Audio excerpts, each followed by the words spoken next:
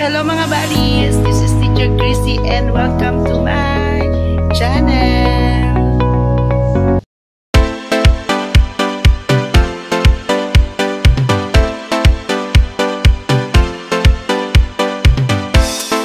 Hello mga buddies, ayan, tara samahan ninyo ako na pasukin ang mausoleo ng utak ng Katipunan na walang iba kundi si Andres Bonifacio. Ang mausoleo ng Katipunan ay kilala rin sa Pinaglabanan Memorial Shrine.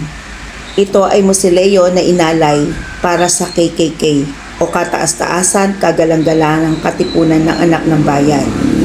Dito natin masisilayan at makikita ang iba't ibang diorama at mga kagamitan na ginamit nila sa himagsikan.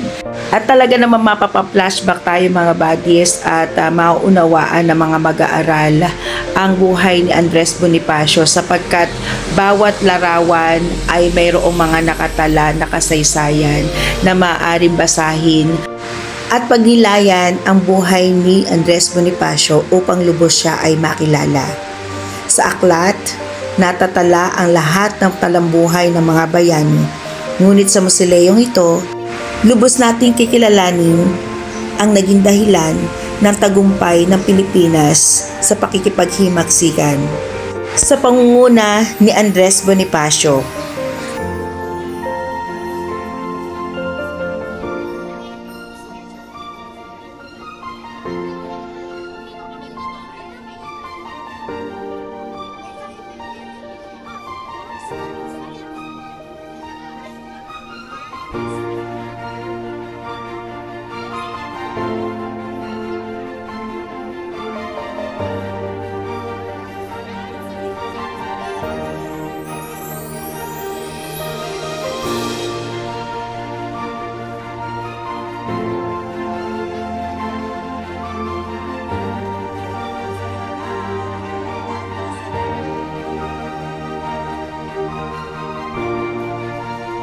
Sa bawat sulok ng silid na ito ay punong-puno ng mga kwento, mga alaala na nagbibigay sa atin ng inspirasyon upang tayo ay manatiling matatag at matuloy na makipaglaban sa hamon ng buhay.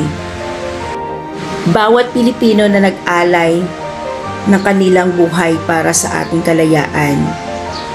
Bawat dugo na pumatak at dumanak sa panahon ng himagsikan. Ito ang nagpapaalala sa atin na ang ating bansa ay isang malaya at dapat nating pangalagaan at pakamahalin. Ito yung mga paglaganap ng mga digmaan. Ayan, sa bawat petsa ay meron mga sulat.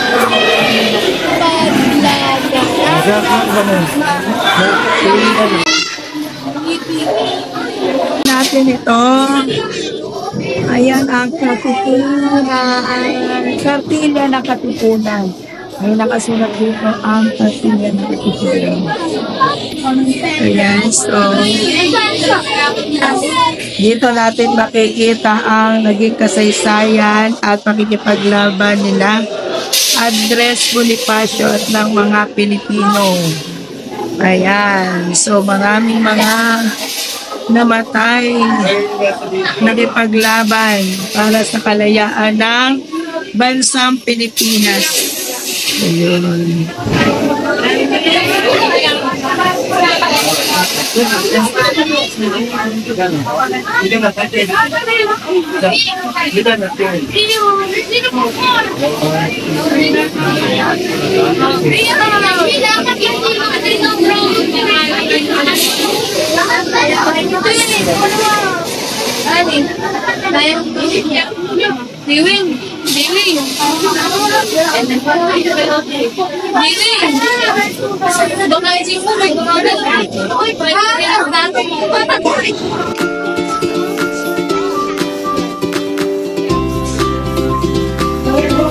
Ayan, the life of Andres Bonifacio.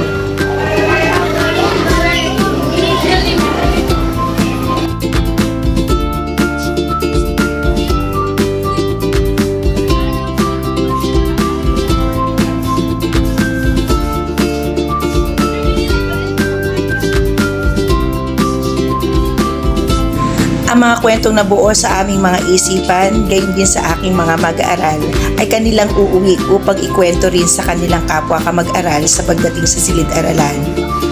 Isang karanasang hindi rin namin malilimutan at ang saya at ligaya na makarating dito sa ganitong lugar.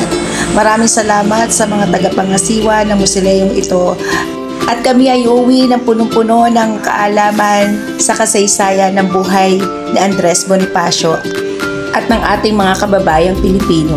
Maraming salamat!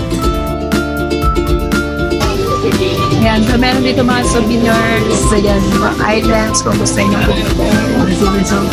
item. Meron kayo souvenirs na.